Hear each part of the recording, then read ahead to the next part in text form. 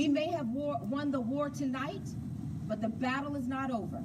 We will continue to fight and speak out against those measures that attempt to silence our voices.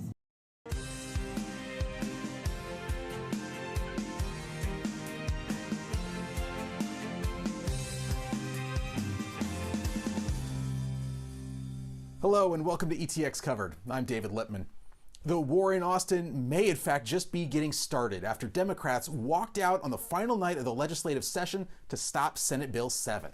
Senate Bill 7 was one of the key pieces of the Republican platform this year. It was the election integrity bill. It would have stopped unrequested absentee ballot applications, regulated when and how people could vote during early voting, and given more power to poll watchers. Republicans said it would reduce the risk of fraud. Democrats said it was designed to keep minority voters in big cities away from the polls.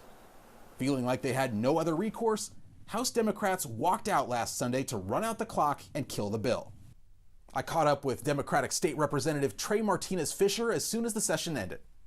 Representative Martinez Fischer, thanks for speaking with me today.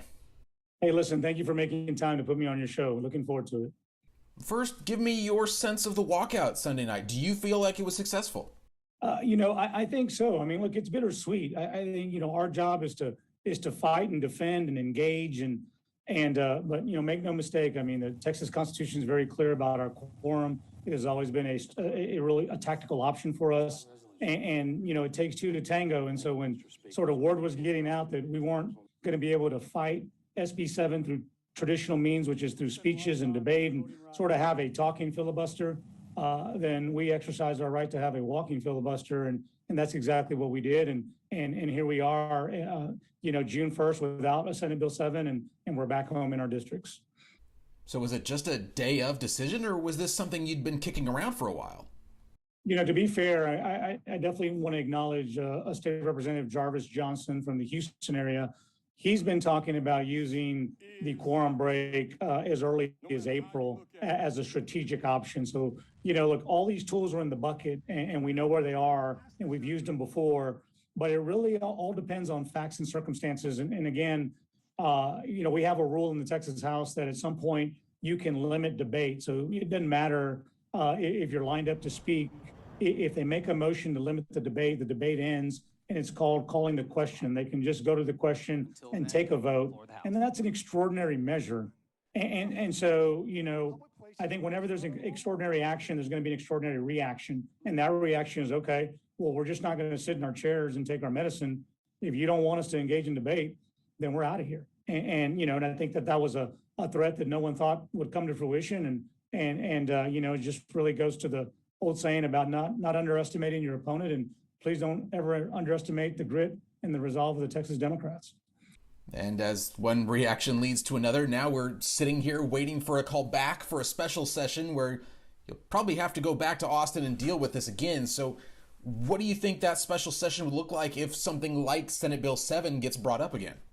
Well, I will tell you, we had two competing proposals. We had SB 7 and we had House Bill 6.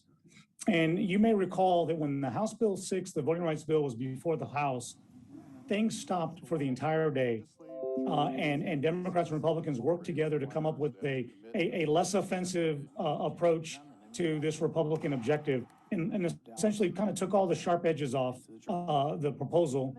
And then at about 3:30 to 4 in the morning, that was introduced in a large amendment.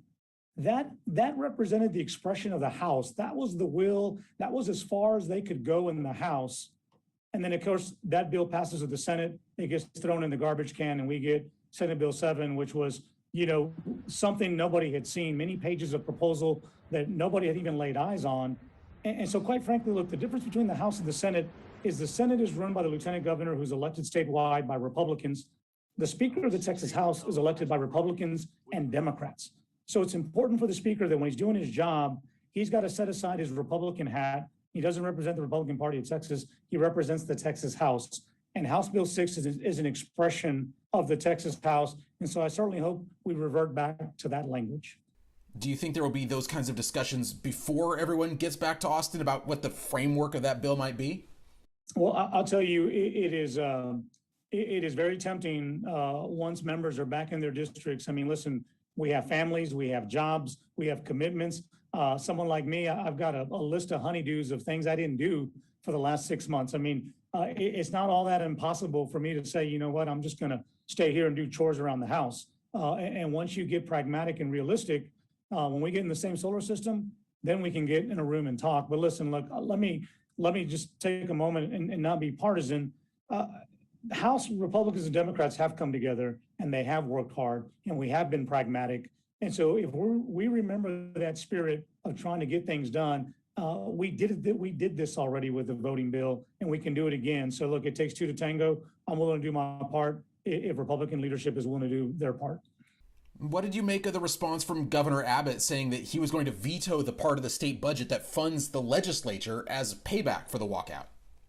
You know, I mean, I think it's important, you know, that you know, I don't swing at every pitch, right? And so, listen, I understand the governor's frustrated, and that's his prerogative.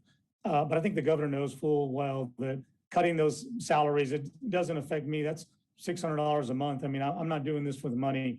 But there's somebody in the Capitol Grill making lunch right now, and he or she's not going to get paid. There's somebody who maintains our parking garage, or somebody who cuts the grass and cleans the bathrooms. Those are the folks that are going to get impacted by this. They're professional men and women, lawyers, you know, people who have dedicated their life to public service that are going to lose their paychecks. You know, I think the governor was frustrated, and I certainly hope he reconsiders what he may have said in haste.